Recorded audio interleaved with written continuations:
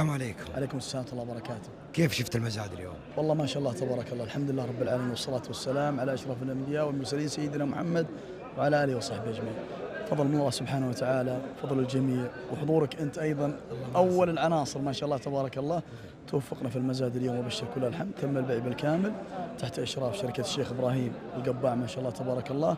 كان مزاد خفيف لطيف بحضور كبار المستثمرين والعقاريين والمطورين ما شاء الله تبارك الله. وأيضا كان المزاد أسرع من البرق ما شاء الله، يعني 30 دقيقة المقدمة والتحريج والخاتمة وكل شيء الحمد لله، يمكن ما تجاوزنا 30 دقيقة. هذا فضل الله سبحانه وتعالى. طيب، سر نجاح شركة القباع في المزادات وشو؟ والله السر بعد الله سبحانه وتعالى وفضله الشيخ إبراهيم. الشيخ إبراهيم إنسان لا أقدر يعني لو وصفت ما أعطيته حقه ما شاء الله تبارك الله، مع الجميع ما شاء الله تبارك الله، الصغير قبل الكبير، البشاشة، الاستقبال ما شاء الله. أيضا في التسويق ما شاء الله، البذل في التسويق.